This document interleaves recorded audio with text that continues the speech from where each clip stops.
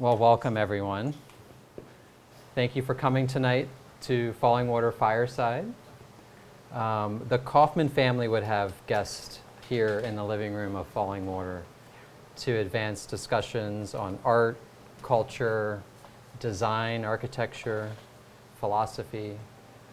So you're in a space where the likes of Albert Einstein, Frida Kahlo, the great architectural historian Henry Russell Hitchcock, Alfred Barr, the first director of the Museum of Modern Art, was a guest in this space of the Kaufmann family. So this event tonight is carrying on that tradition where we can gather for intimate discussions on a variety of different topics. And I hope that this is really an interactive conversation for all of us tonight. We have a very special guest with us, Mike Block. And this is actually a very special conversation because while music often did fill this space, built into the cabinetry right behind us was a K-part record player. So you can envision the Kaufmanns putting on a record and dancing and having a wonderful time in the living room, in the open plan of the living room. But we're really going to let Mike and his music guide the conversation. And kind of space between different pieces of music, we'll gather back together and give you all an opportunity to ask questions of Mike and for Mike to tell us a little bit about what inspires him. But Mike, thanks for making the trip from Boston to Fallingwater. Wow. Thank you. I know rights architecture is something very important to you and has inspired you for a long time. Mike attended the Cleveland Institute of Art. He has a master's from Juilliard. He has taught at the Berklee College of Music and is now at the New England Conservatory. He focuses a lot on fusion, kind of blending culture together in his music. So taking classical composition, folk, tradition, and then your own take on music and blending all of those things together with this idea of bringing community and people together through music, which is really wonderful. You have lots of accolades and I think lots of different initiatives going on that I'd like for us to explore a little bit as we go along tonight, but we'll save those as we make our way through the evening. But I'll turn it over to you to make some introductory comments or to just start the music. Is it okay if I play some music first? Okay. All right.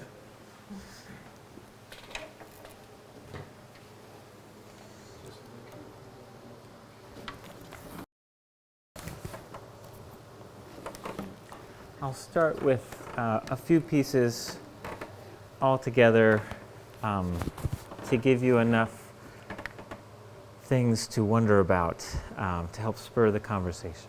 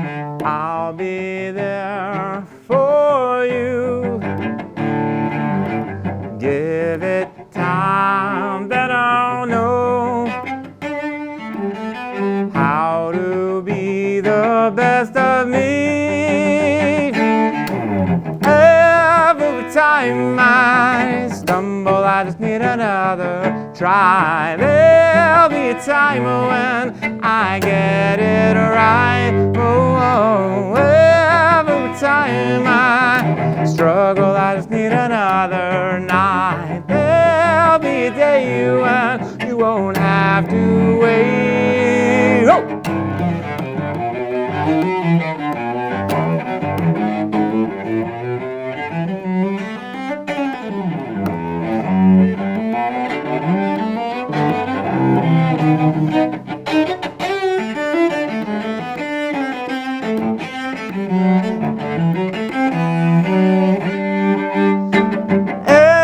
Every time I stumble, I just need another night. There'll be a time when I get it right. Oh, every time I struggle, I just need another night. There'll be a day when you won't have to wait.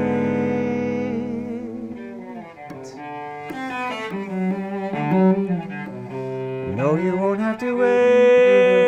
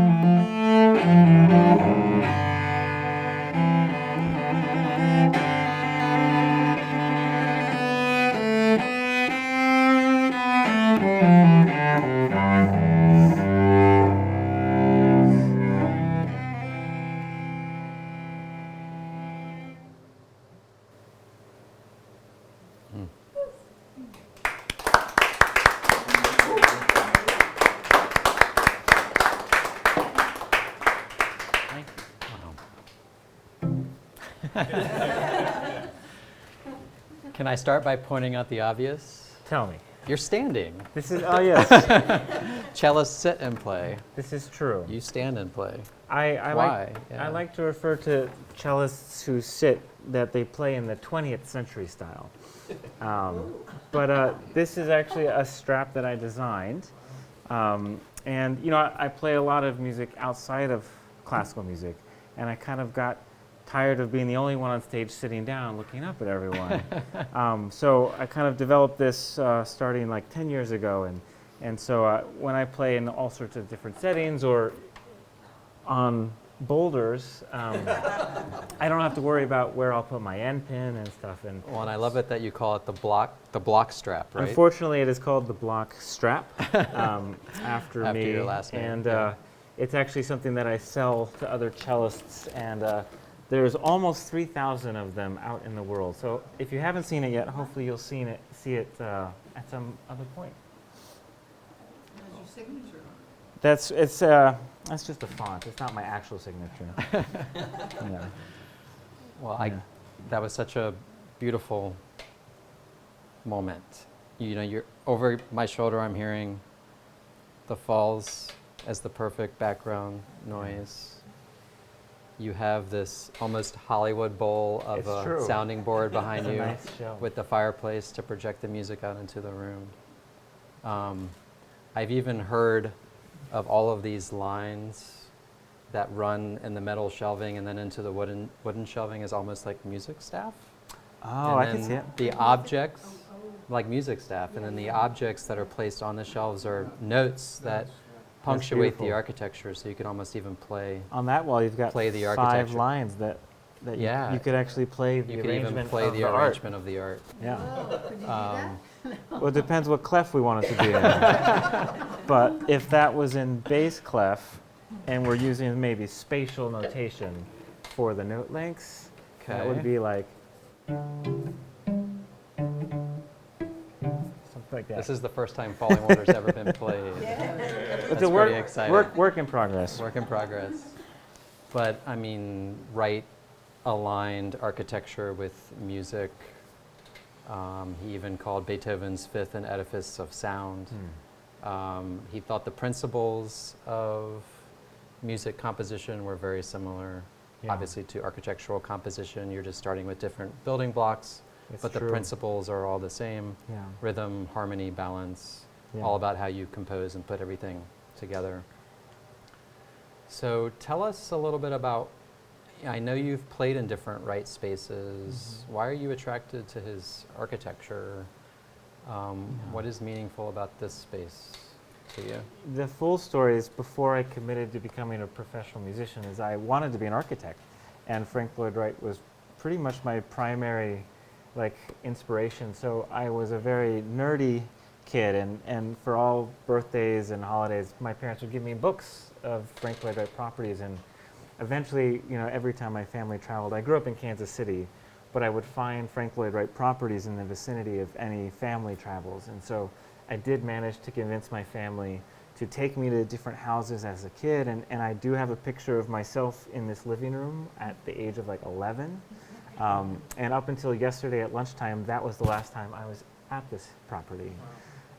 So for me, architecture is artistically interesting and inspiring, but also for my own personal path, I have this weird nostalgic connection to Frank Lloyd Wright specifically, and I just remember poring over these books and kind of, I think what I really appreciate about Wright specifically is, well, he touches on a lot of different things. Obviously, just the concept of organic architecture and making a house not just fit with the site, but that it couldn't happen anywhere else.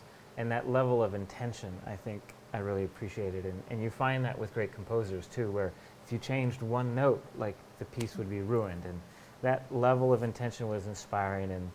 And then what I think I'm still trying to wrap my head around is he's designing the furniture within the space. And there's something about Wright with, as we always talk about on the tours, the compression and release. He's actually not just designing a space, he's designing an experience through time. Yeah. And so actually the time element feels very connected to all things music. And so I think as a kid, obviously it was just cool pictures, that draw you in. But there's so many layers that I'm still trying to unpack as an artist. And so it's really exciting for me to come in and engage with him almost again as an adult and form an artistic relationship with him, where as a kid it was maybe more just sort of like wide-eyed. Fascination and Yeah, awe. fascination maybe, yeah. Yeah. Yeah. Well, Wright wrote that he designed Fallingwater to the music of the stream. Nice. So this house is literally a sculptural expression of that idea of rushing water, of cascade, as the house steps down the hillside, ends in these dramatic cantilevers that hover over the waterfall, this whole idea of architecture flowing, just as a musical composition would flow in a very structural, sculptural way. Yeah. So was the piece that you played for us, was that something that you composed, or is that a combination of? The first piece I played, it might capture your experience so far in the show. It's called What Now? And then I went into a song of mine called Won't Have to Wait, which I wrote during the pandemic. I kind of cut it short within the medley, but it's a song I purposely wrote to delay. We waited a lot during the pandemic, though. Yeah, exactly. Well, compositionally, it was like a tune/song, and I used the tune and multiple verses to purposely delay the chorus as much as possible, which is usually the thing you're supposed to, bring in quickly. So that was the song, and then I ended with a piece that I did not write. It was the prelude of Bach's Third Cello Suite. Wonderful. Any questions from the audience thus far? Yeah. I have one. It just goes back to an earlier press car thing you mentioned.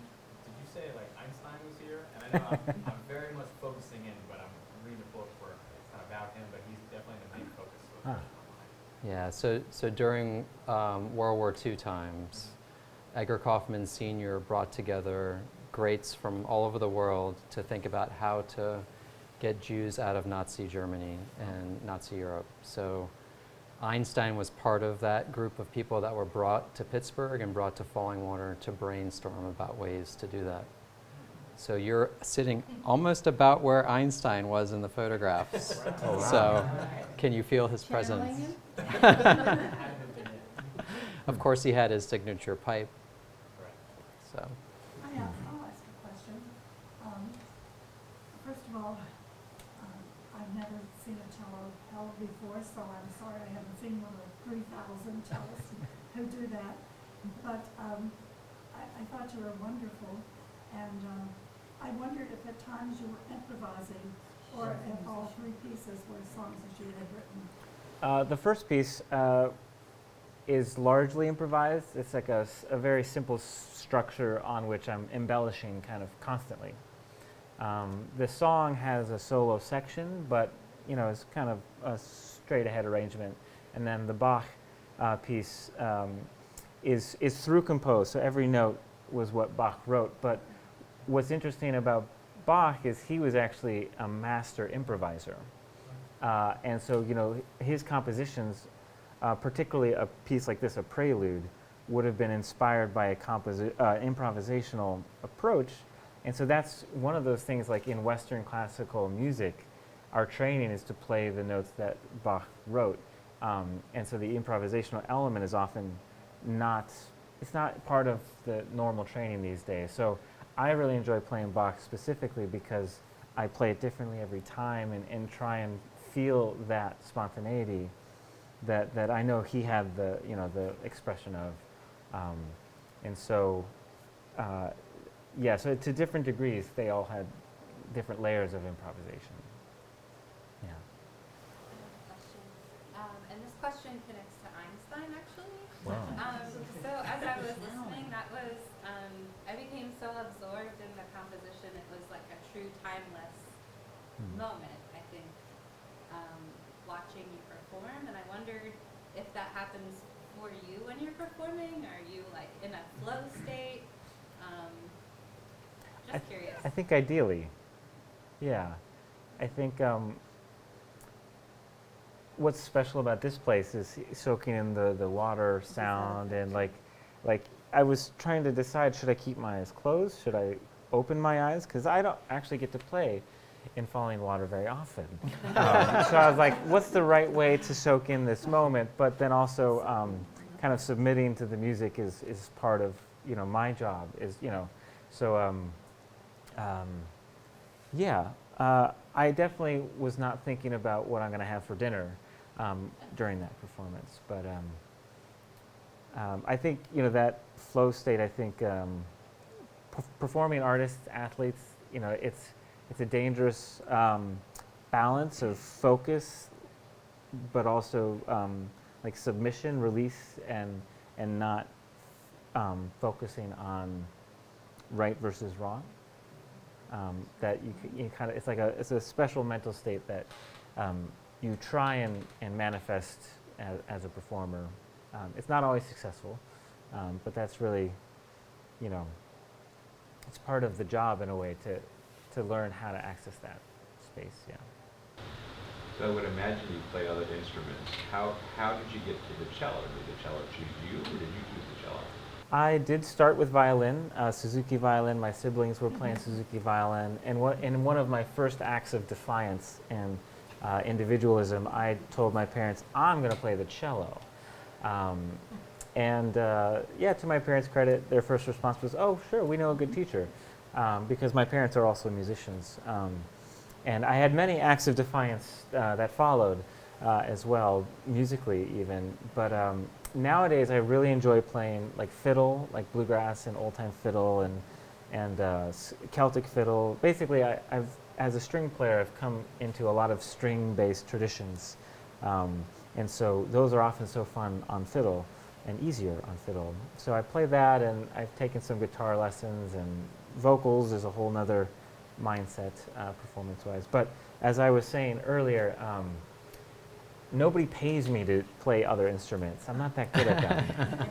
Yeah, but I do enjoy them for my own sake. Yeah. Yeah. How are the acoustics in this room? Yeah, the first note I played just earlier this evening, I was standing right here, and I was struck by that shell effect. The hard surfaces and the backing wall really helped me feel powerful. Like my sound is traveling. Yeah. Well, when you were Sounds playing great. that last piece, I mean, well, no instrument hits your core to me like the cello does. Cello's the But best. Yeah. Cello's the best. Obviously, that's why we're here. But yeah, the reverb, it's like the perfect amount of soft and hard in here that made it sound really wonderful. Have you always, your music is very percussive at points, which is very powerful. Have you always had that element in your playing? No, I would say that element specifically, to kind of zoom through my path, I went to school studying Western classical music and really focusing on that repertoire. And then it was during college that I realized I'm not that happy.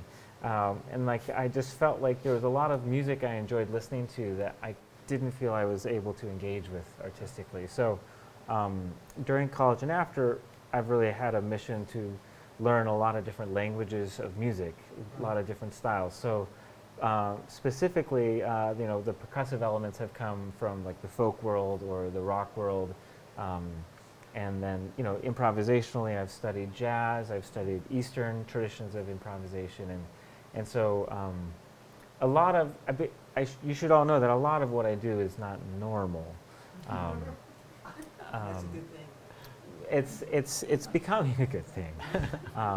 The percussion, maybe there'll be more that I do percussively as we go, but there's a whole, this is what's exciting. I mean, I'll get in the weeds briefly for you before maybe we play another piece of music even.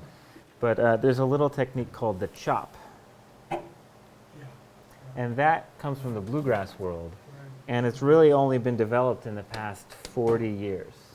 So here you've got an instrument with 250 years of tradition. The greatest composers of Europe have thought really hard about how to write for these instruments. And then you get something new, that opens up a whole new sound palette.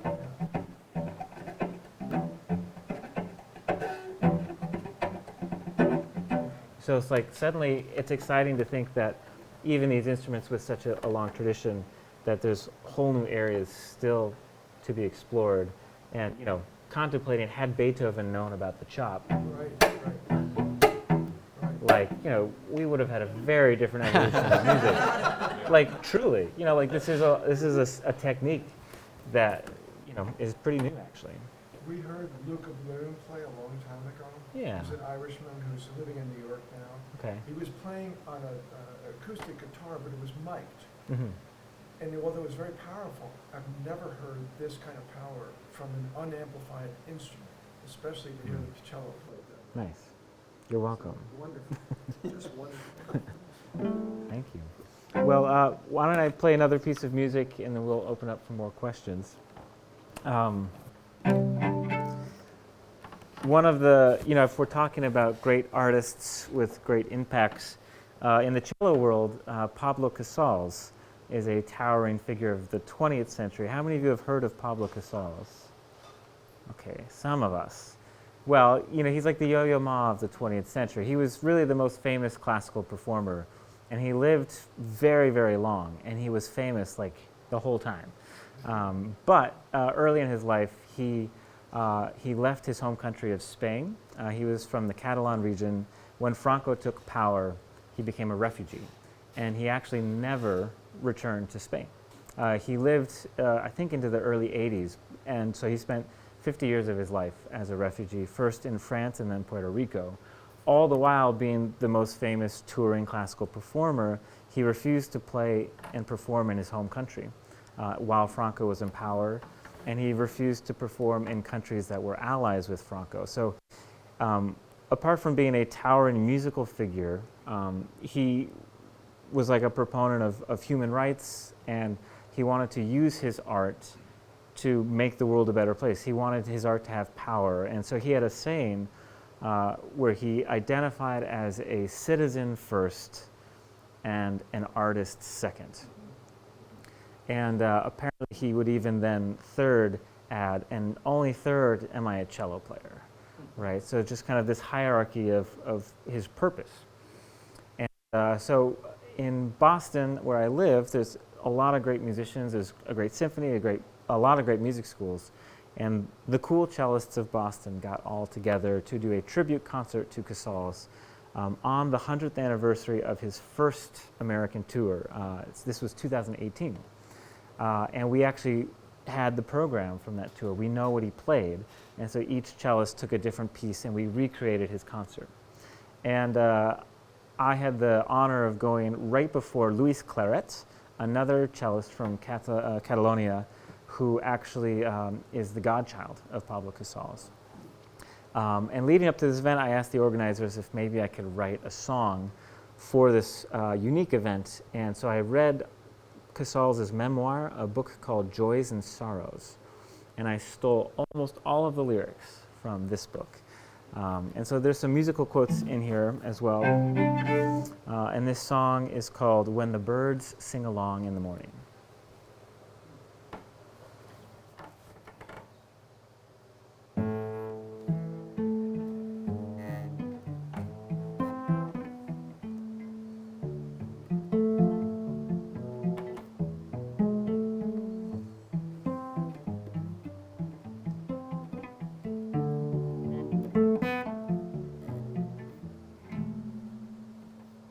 When you grow up, you will see machines that fly, but will they ever build a way to save ideas that die? Ooh. Ooh. The sense of sunlight, the sounds of the sea was the beginning of me. Even grown men cry to be free, dreaming of what could be. But each day I'm reborn, each day I begin again. The music is never the same when the birds sing along in the morning. Ooh, doo, doo, doo, doo, doo, doo, doo, doo, doo, doo, doo,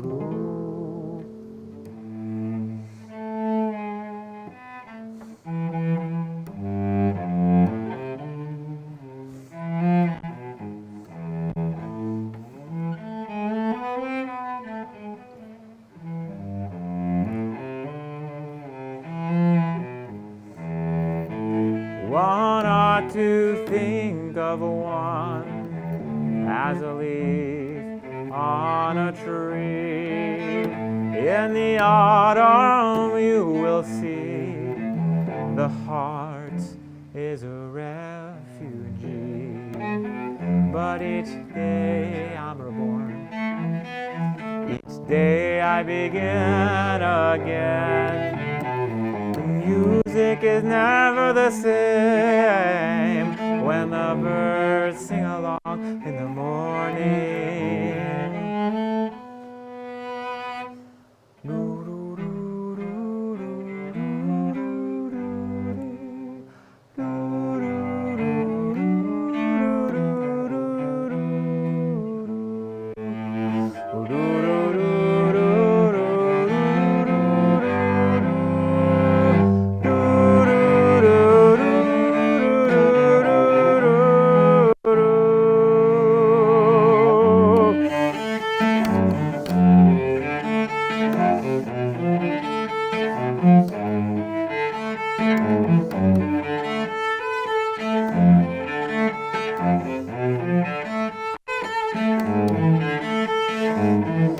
In the river that passes, in the current I see, in a waves of reflection, my fish waits for me.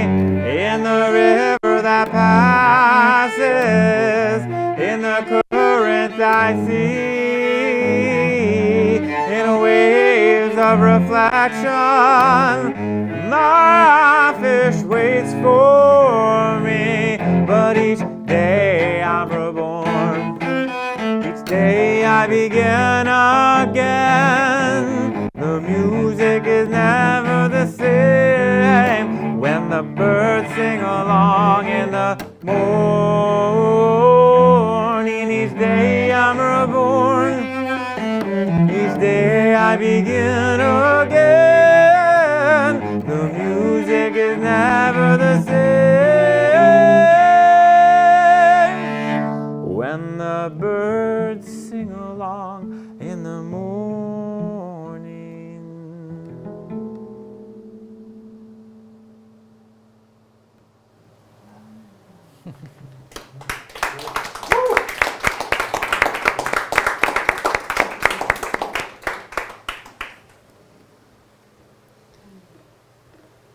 Questions? Sorry. Yeah. First of all, the first piece you played, you took me on a journey, and I really just enjoyed that journey. So thank you for that. I want to ask about your vocal training. Yes. I sang very badly for very long. But then I realized the one thing that could help would be a vocal teacher. And so shockingly late. For some, it never helps, yeah. the vocal teacher. But as a music teacher, I am ashamed at how long it took me to admit that I needed help. Yeah. So I was teaching at Berklee for 10 years in Boston, and so I was on a hallway with some really great vocal teachers and just started asking them for some lessons, and that helped a lot. But I'm trained, a lot more formally with cello than I am with vocals. And in my early days of writing songs, it was clear how bad I was at singing, that my compensation approach was to my first songs were just all funny. Because I was like, I don't think I can get an emotional response from my audience, but at least I could get them to laugh. So it's been a journey for me as well. But I think what I really appreciate about songs and songwriting is as a cello player, there's not many things I can do that are complete. Maybe I'll play with piano or with a quartet or, orchestra or in a band. And so to feel like I can have two things interacting and still kind of be able to manifest that by myself is really satisfying. So I knew I wanted to sing at a certain point way earlier than I could sing. Yeah. Well, Pablo Casal is not the only great cellist that you connect with. So since Yeah. 2005, you've been Correct. part of Yo-Yo Ma's Silk Road Ensemble. Yeah. So Have you talk all about heard that- of? yeah, talk Have you all about heard that of a the little Silk Road Ensemble? Okay, we've played Heinz Hall in Pittsburgh before, but Yo-Yo Ma, the Pablo Casals of the 21st century. 21st Yeah. He dips a little into the. That's true. Yeah, Right, he's too, pretty yeah. old. Yeah. He founded the Silk Road Ensemble in 2000 to bring musicians from across the world together. It was bringing musicians from European traditions as well as the geographic Silk Road tradition. So musicians from China and India and Persia, all the way across through the Middle East. So it was a really groundbreaking attempt to see what could happen when musicians who do not speak the same musical or verbal languages sometimes try and work together. I encountered that ensemble as a student in 2004. They did a workshop through Carnegie Hall. I learned the proper pronunciation. Yeah. And then in 2005, I was asked to go on tour with the group for the first time to Japan. So that was a ridiculous situation for me as a cellist, because at the time I was sitting, so I'm sitting next to Yo-Yo Ma. Up until that point, Yo-Yo was the only cellist in this ensemble. And so the question dawned on me, why am I here?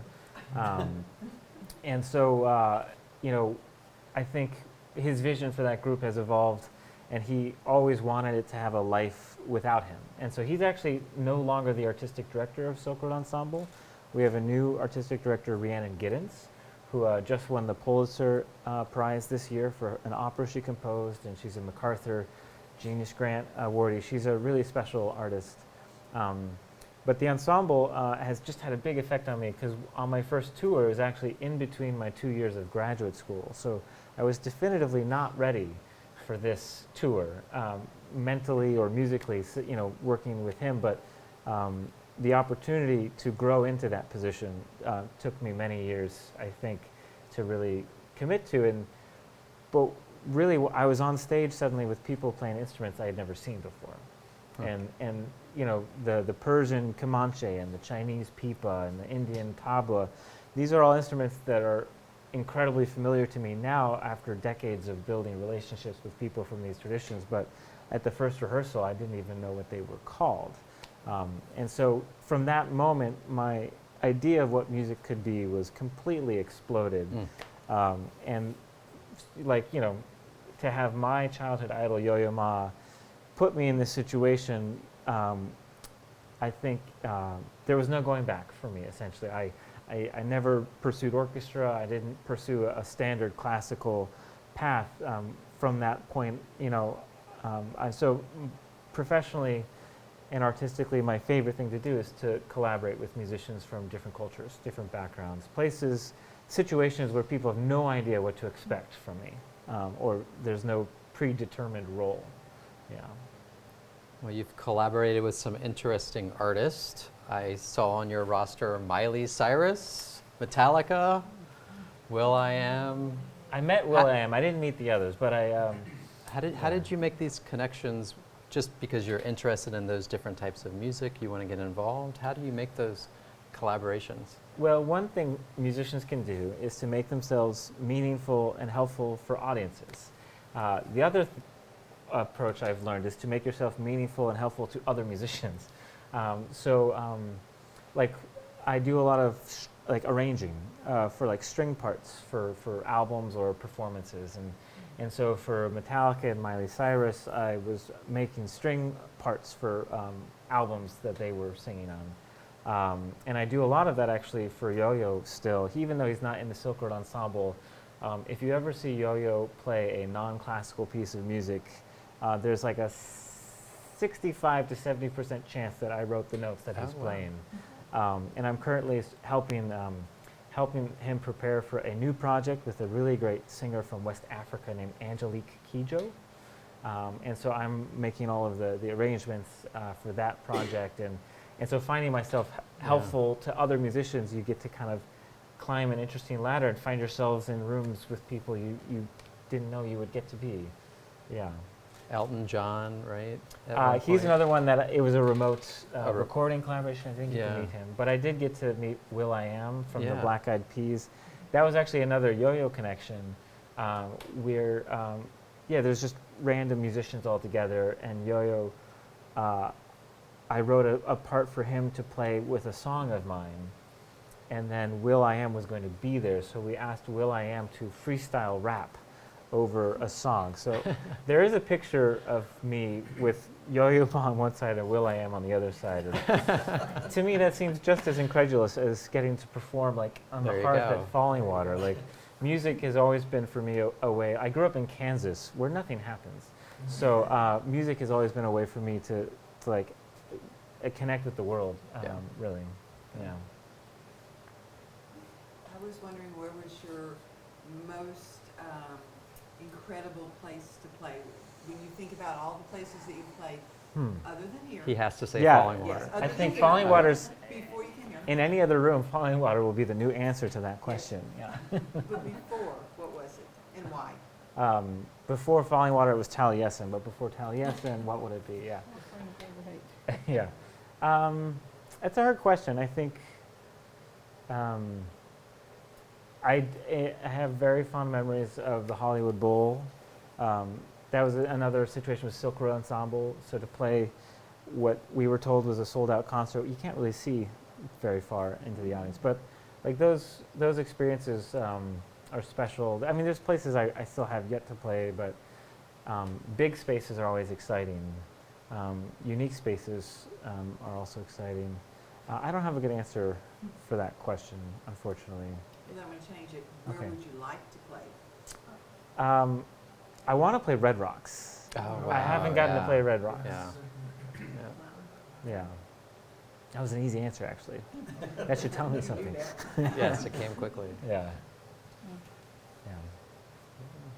Yeah, I was wondering, so I just recently graduated, but what I studied was very math-based, empirical, not a whole lot of room for creativity. How does being educated in music, like how does that differ? Because I know creativity is a huge part of it, underlying, but how do you teach that? It's a good question. It's something that might be explored directly through like a creativity retreat of some kind. But like, creativity is a muscle, actually. It's like a problem-solving muscle. So, I mean, one way to think about it is, so like, creativity can be like trying to figure out how to make, how to solve a problem. So you can come up with a novel solution musically to do something. The other element is maybe not problem solving, but just conceptual. Like, how do you come up with a new idea? I think the problem solving element is teachable, because that's something you can practice. And I think what I'm even trying to submit to, like yesterday I was able to play some music in this house, and I was trying to not think too much, but like I just walked out there because people were having conversations in here and I didn't want to play. So I just walked out and I just stared at the Buddha head and I started recording, and I just played, right? And I was like, what is the Buddha head telling me? And it's not something I can formulate, and I'm still processing the material, but I think some people talk about creativity as making connections, like unique connections between existing things. So that's part of it. But again, performing arts is, I have the luxury of, even when I have a set piece, whether it's Bach or one of my own, I can still play it differently every time. And that commitment to infinite small variations can open up a lot of doors. I think you're channeling Einstein again. Yeah? Yeah. Yeah. You said that when you were in college that you kind of figured out that you weren't really meant to be a classical musician from Yeah. that standpoint. But how much did the classical music background impact what you're doing now? And how much classical music do you still play? Yeah. I think my path where I was like deliberately leaving my classical community and running away to have new experiences, I think over the years I realized how much it still is a part of me, and coming back to a lot of the music, and I ended up recording all of the Bach cello suites and really diving back into things that I grew up with. I think like on a an instrumental level, like I've learned to play the cello really well because I practiced a lot and I had a good teacher. So physically, I had an outlet that was comfortable. So that made learning other musical languages maybe go quicker because I could play things. But honestly, the journey was difficult because I had a lot of habits to unlearn. And that is in some ways more difficult than starting from scratch. And so for me as what I identify as a multi-style musician, I paid tens of thousands of dollars to learn how to play the cello, and through that process I was taught what a good sound was. And I was taught all of these, guidelines as to what was good and what was bad and what I should be aiming for. And the unfortunate thing is, what counts as a good cello sound for a Dvorak cello concerto is a definitively bad sound in other styles. And so learning to understand what was universal and what was not, and what are the assumptions I have that need to be challenged in order to speak another language more successfully, it's a winding road. But I would say, now further down that road, I mean, I still appreciate the power of, listening music and really dynamic journeys that classical music, I think, is particularly suited to help create. And although, even the first piece that I composed is not written out. And so even though I kind of avoid Western notation as much as possible, I think the concept of listening music that tells some kind of story, I would still connect to my classical background. Yeah. So I'm a nerdy academic kind of guy, but I'm not musically trained.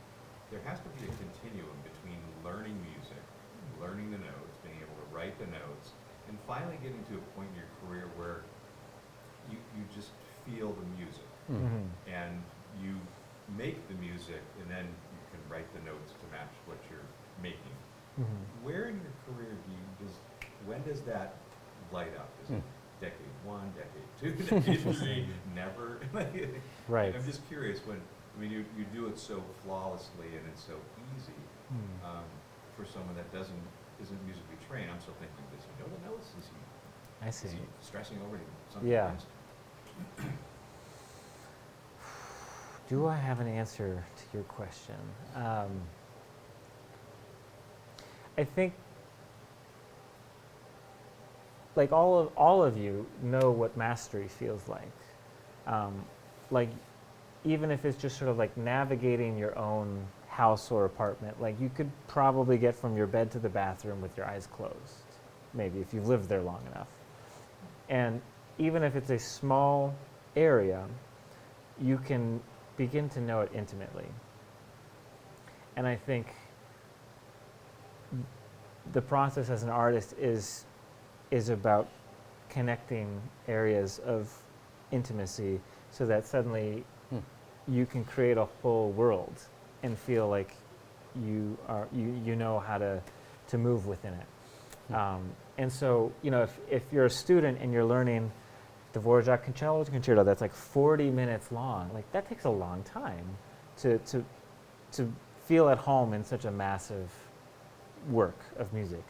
But it happens, little bits at a time, and that's built into our practicing and building muscle memory. And I think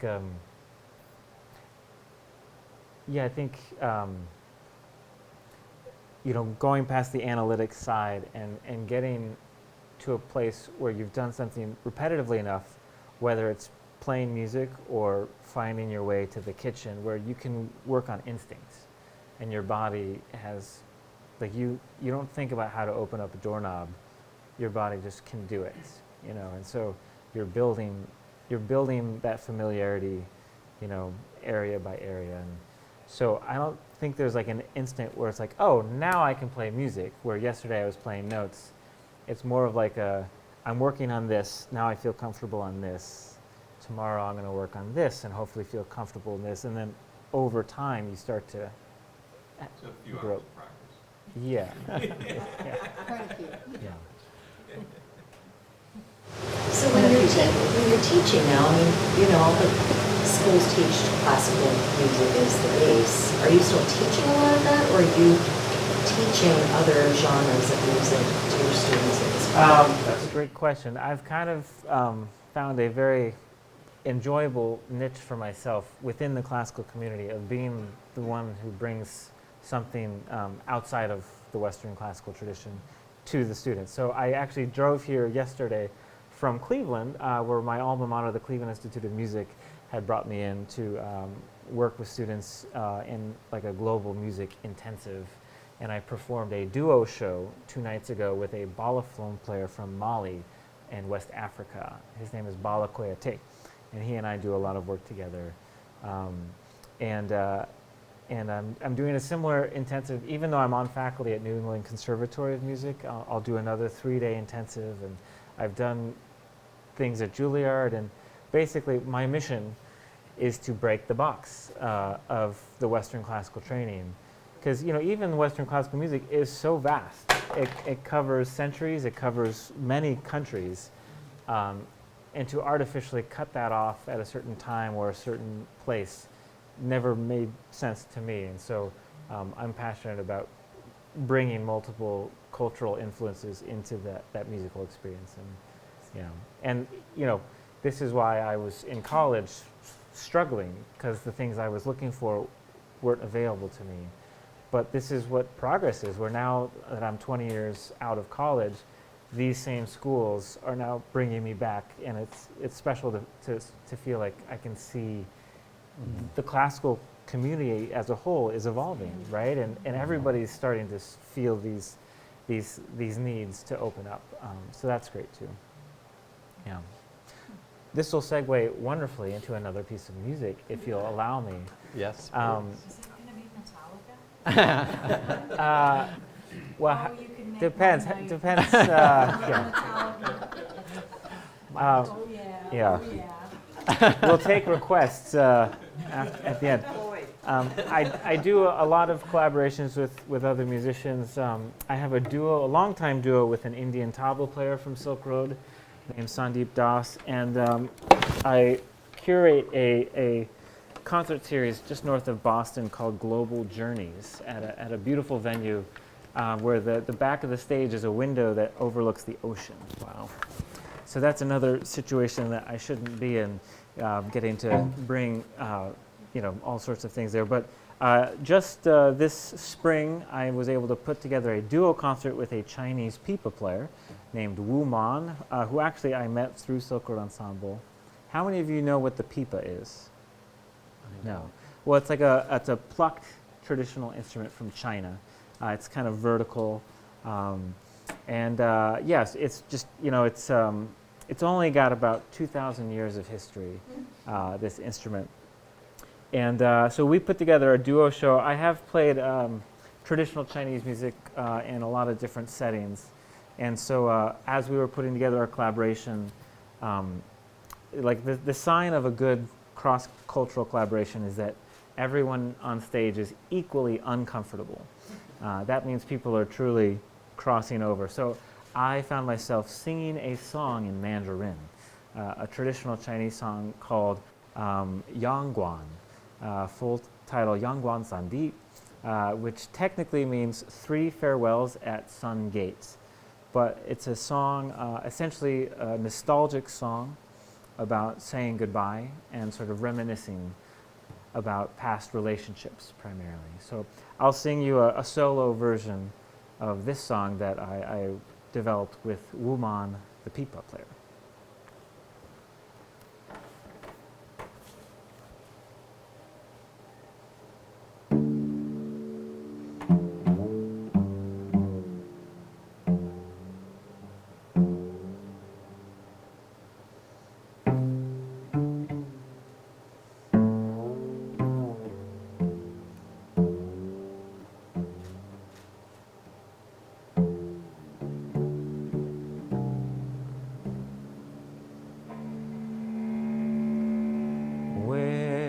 자유의 진전 구수 진진유在心双春真真一杯酒是自阳光的无故人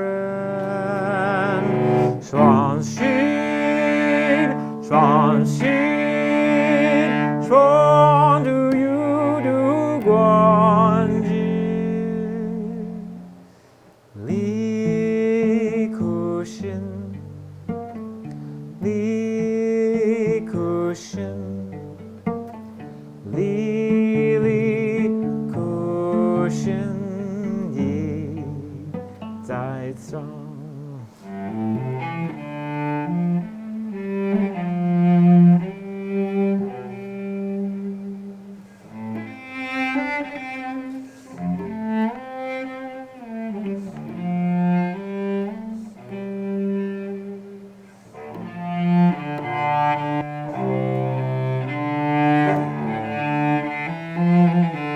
为主驾驭真正苦楚渐渐留在心抓住真正一杯酒是这阳光的无故人双心双心双度有度光景离苦心离苦心离苦心已在中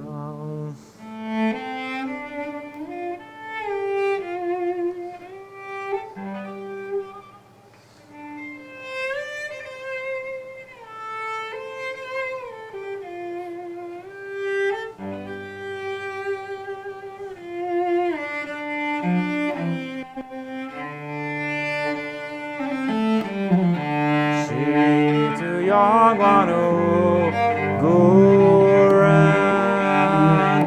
双心双心双度有度光景离苦心离苦心离苦心已在中离苦心已在中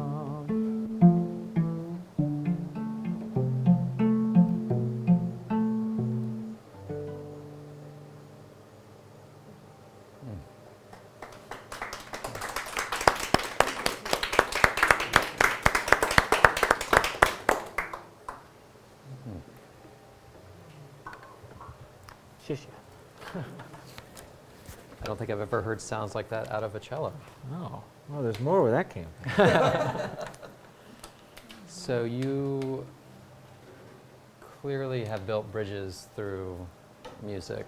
You've enriched lives by teaching music. Talk a little bit about that. Talk about your teaching that you do and what it means to you. I think when I was still in college, my high school cello teacher asked me to assist him at his his cello clinic in the summers, and so the idea of figuring out what I can share with someone, even if they're just 2 years younger than me, I think that seed was planted early. So teaching has always been a big part of my journey, and I think particularly as I was trying to learn other styles of music, like I needed help, and I went to fiddle camp, and I went to Arabic camp, and I went to jazz camp, and I went to Scottish camp, and basically like my life was enriched and changed by investing in these other musical communities, and there's all sorts of educational opportunities out there. So there was a moment when I was just traveling the country. I did a residency in a town called Vero Beach, Florida. Just performed at the high school and met with the orchestra. And there was one pushy mom who said, "Oh, you teach at camps? Like, our kids could learn some of this stuff?" So that she brought a bunch of them to a camp I was teaching at that summer.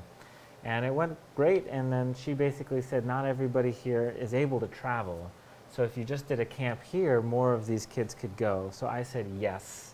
And within a week, she had printed flyers for what would become the Mike Block String Camp, which is now in its 15th year. This has been a big passion project of crafting a week-long immersive experience that's explicitly multi-style and explicitly trying to change lives and open up doors for people.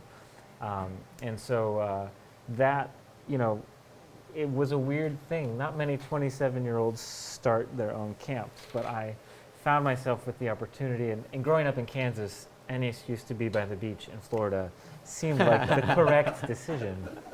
But I ended up teaching at the Berklee College of Music in Boston for 10 years, which, unlike most music schools, actually is incredibly broad stylistically, and actually their strongest tradition might be the jazz tradition there, but it's a very open school. And now I also teach at New England Conservatory, but it's the summer workshop intensives that have been a big part of my passion. And so I started teaching Silk Road Ensemble repertoire at my string camp. And I would share videos of the student performances with Yo-Yo and with the ensemble.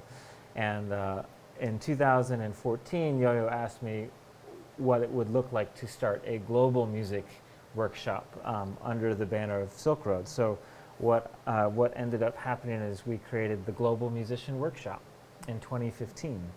And it just happened like a month ago in Boston at the New England Conservatory. And we had 175 applications from 45 countries. And so that's an incredible experience for me, where I still see in the applications people playing instruments I had not encountered before. And so this is a really unusual experience where, let's say you want to learn Arabic music.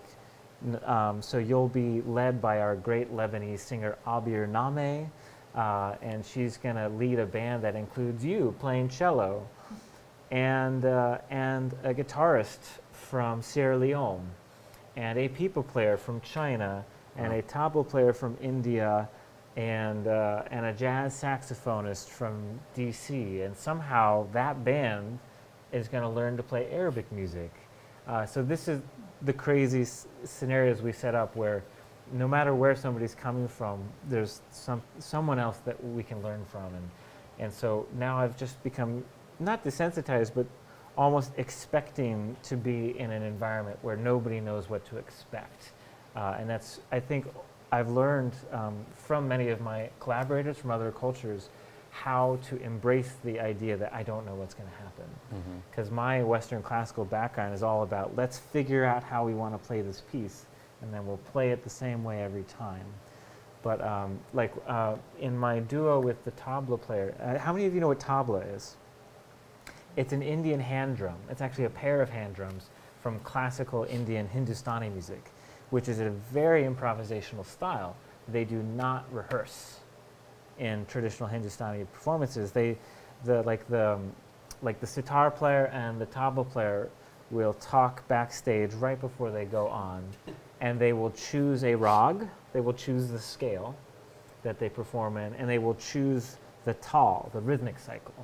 And then after they choose, well, what scale, what rag do we want to feel in tonight? After they choose the scale and the rhythm, the melodic instrument will decide what composition they know in that scale and in that rhythm, and then they play. And the whole point is you want to have things happen on stage that have never happened before. And so that was a big learning process for me to understand. And I think ultimately I've really grown through these situations where I'm kind of not fully submitting, but really kind of dialoguing with somebody else's process, really in it from a different perspective.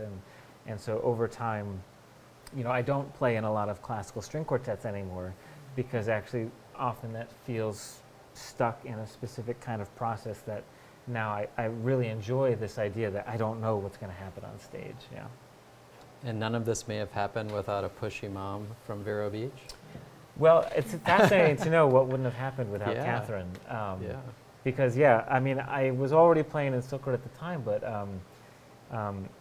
my camp wouldn't happen, which wouldn't have led to the Global Musician Workshop, and the Global Musician Workshop has such amazing participants that I actually formed a band with 2 participants in the workshop from last year, a human beatboxer who also rhymes, like raps, and plays guitar. He's from Washington, D.C., and a electric bass player from Uruguay.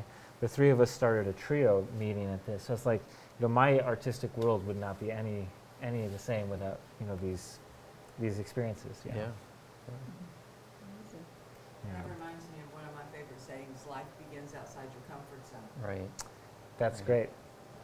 This is part at a lot of the camps that I lead. I have to give a speech at the orientation, and that's one of the things I touch on, which is basically just letting people know up front that you are going to be uncomfortable, and that's the only way that our comfort zone can expand. So to lean into that is valuable. Yeah. Sometimes. Now, I do have another question about the whole bluegrass. Mm-hmm. Can you talk about that a little bit more, about how bluegrass music has come to you and what you've done with it? Sure. So as a cellist, looking to explore the world, I've basically been able to go anywhere there's a violinist, because that's a string-friendly environment, and cello goes with violin very well. So the bluegrass world with fiddle and everything has been incredibly open to cello. So I've found a lot of great friends and a lot of great mentors in that community. And so ironically, it was not something I was looking for. I didn't think I liked country music when I was growing up.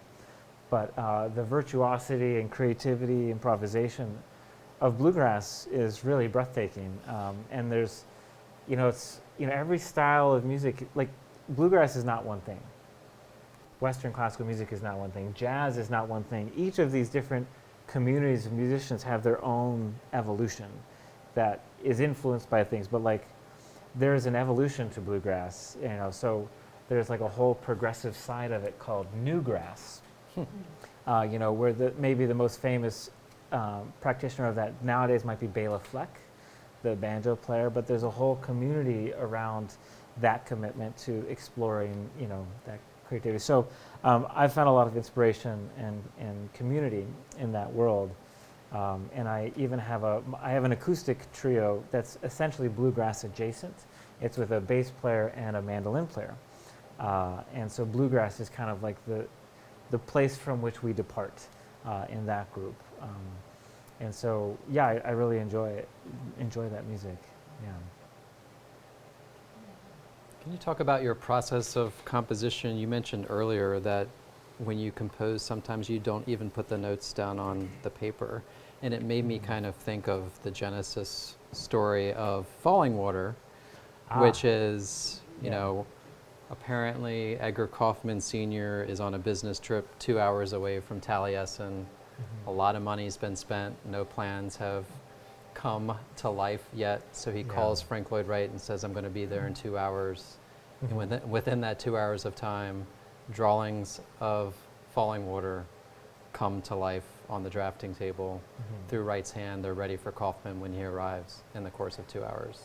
But to me, that's not so far-fetched. If you're a designer, if you're an architect, you're building things in your mind all along the way.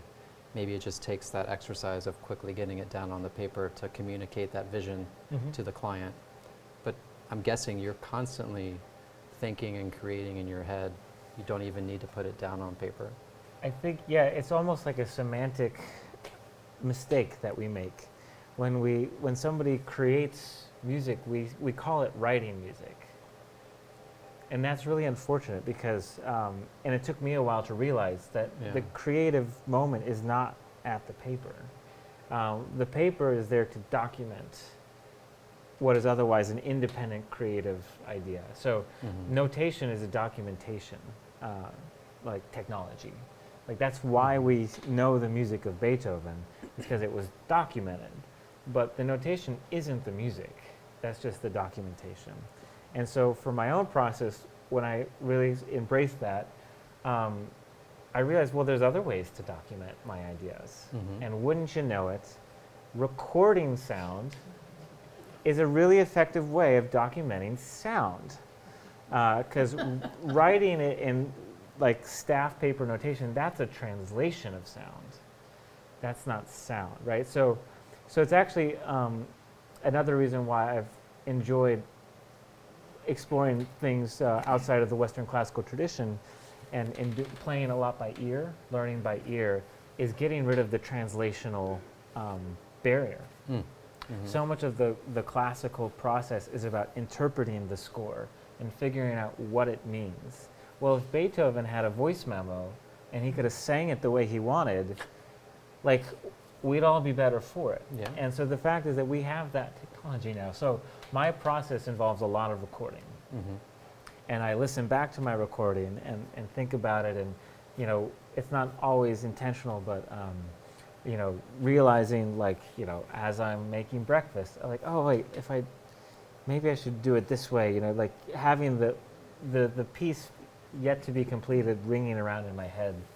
For me, I benefit a lot from time and kind of soaking it in, and even I specifically avoid writing it down so that, like, I can test it out in performance and allow the live experience to influence the piece. And so for me, the real danger is to notate it too quickly or too early, because it just has this tendency of fixing it in a way that, for me, it seems to never get fixed very good. So the longer I can delay that fixing, the better. And but, you know, different pieces have different needs. I do notate when I need to work with other musicians. So notation is a really quick way to share my ideas with another musician. So, but it depends on the musician. So, like, when I work with Sandeep from India or Bala from Mali, they don't read notation. So I can't provide them anything that's helpful. But for my acoustic folk trio, I'll give them a chart that looks like a jazz chart. So it's just a melody and chords. And then I'll have, like, an arrangement idea, but I'm not telling them any specific notes to play usually. Versus then when I'm making arrangements for yo-yo or other situations where I need them to be able to sight read it, you know, in the recording studio the way it needs to sound. That's another level of planning and notation that is a very painful process for me, actually, to really nail it down to one version that it will always be. So actually, I don't really enjoy that as much because then, by definition, it needs you to choose one path. Yeah. What about having them listen to the recordings rather than see the notations through the court? That would be valuable, but it's not as quick. Yeah, for a musician trained in Western classical musician, if it's written well, you can sight read it like that, even before you know what it's supposed to be. So, you know, in a lot of situations, that's just a necessity logistically. If you're recording to learn and create, and let's say you're by yourself, you're trying to be spontaneous, and you're trying to encourage spontaneity, there's an axiom between the resolution of the recording and the complexity of the instrument you're recording with. So the easier thing is a really casual thing. What kind of low-tech do you ever use if you're just yourself? Do you want me to play with sounds, record sounds? What do you use? Well, the easiest is the voice memos on your iPhone, honestly. Right. And I did have the luxury of playing some music through this house yesterday. Right. And I just recorded myself on my phone just in each room. And so those are the voice memos I'll be going through over the next couple of months to kind of process. You're right, though, like the more logistics, like pulling out a microphone, all that stuff can get in the way of Have you ever used like the little Zoom things? in the past, and mini disc, and yeah, that's true.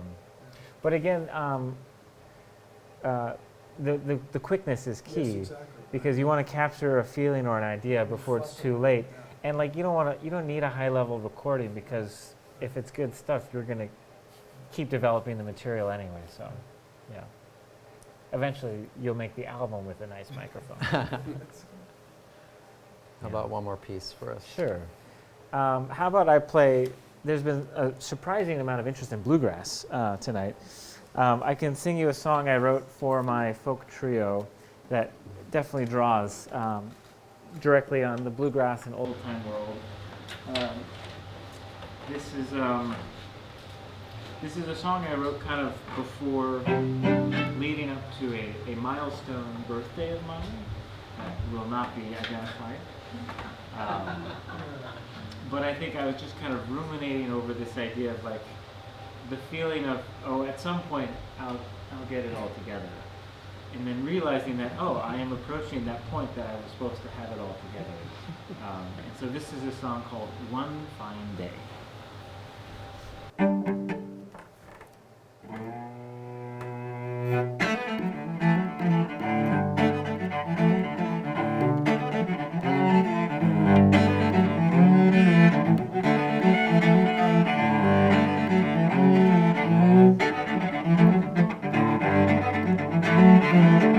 Out the door I go, singing songs from long ago,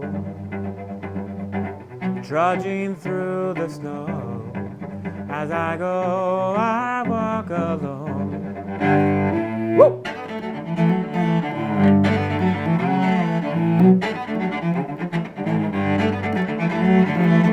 Breathing hard, moving slow, making way through the morning cold.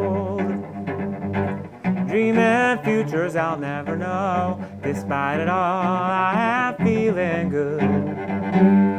One fine day, I'll have it made. One fine day to anticipate. Oh, one fine day.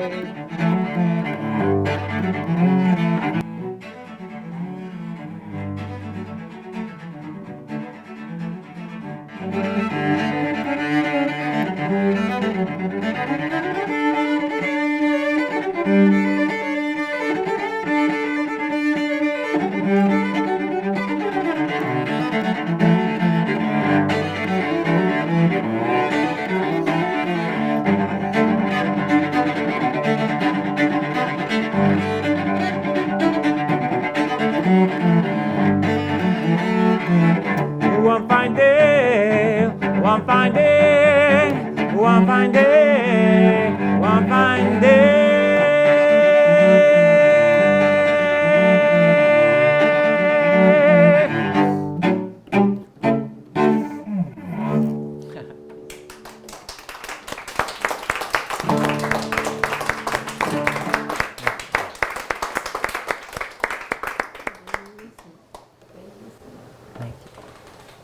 Any final questions for Mike?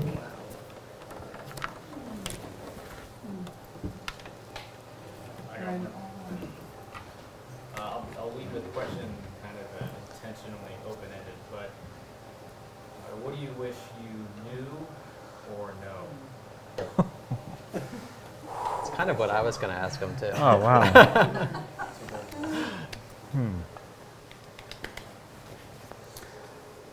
Okay. This is coming from our mathematician in the room.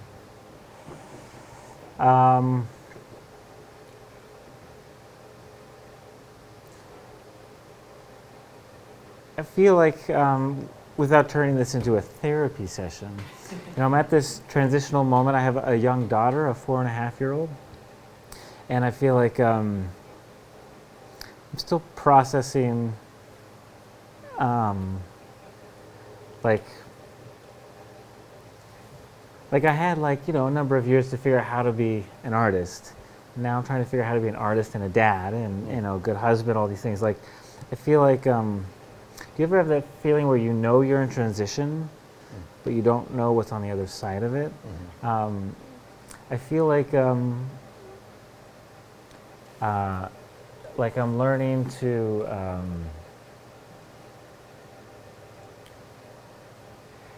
I'm gonna subvert your question by saying, like, what I'm like slowly I'm starting to get a sense of is that well, I'm usually wrong, so I know that, but that it's okay to not know, actually. That I don't have to know why everything, like, it's hard to explain. I'm still trying to figure it out. I guess what I wish I knew is how to answer this question. But I think I'm learning how to lean into the unknown, I guess. And we were talking about that artistically, but realizing, and maybe this is part of my musical path where I've basically done everything I can to not follow the path that cellists are supposed to, for instance, and I'm just over time appreciating the regular reinforcement of how surprising opportunities can come, like in experiences, in relationships, like all of that is just utterly unplannable. And being open to that is something I'm really, really appreciating at this phase, of how I could never have predicted where I would be now, and then just trying to wrap my head around how I actually don't know where I'll be 10 years from now, like artistically or personally. So maybe that's a big part of my artistic journey is the learning how to let go of more things. Yeah. Yeah. So you had some time in Fallingwater yesterday by yourself, Yeah. just playing. Did the house speak to you in any way? Any It actually lessons? did. Any lessons learned that you can instill on us through architecture and music and the arts coming together?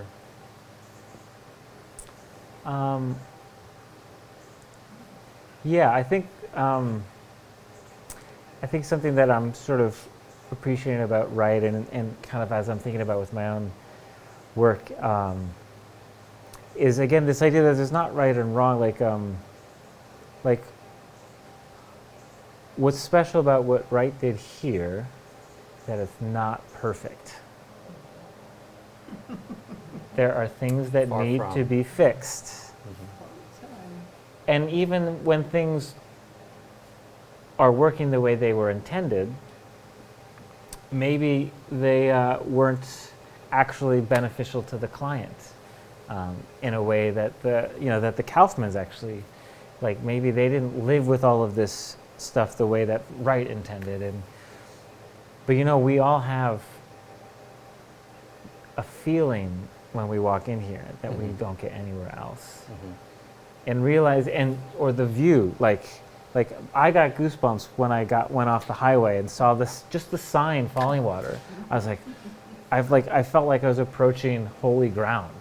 And so the fact that Wright was able to create that feeling in all of us, despite leaks, despite arguments with the Kaufmanns, like music is the same.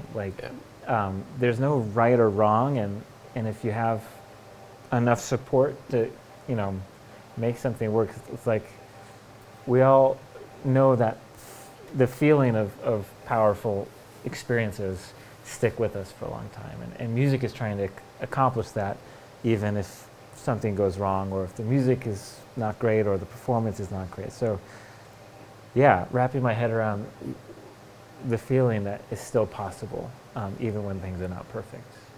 Wow. Thanks for leaving us with that thought. Thank you all. Thank you. Thank you.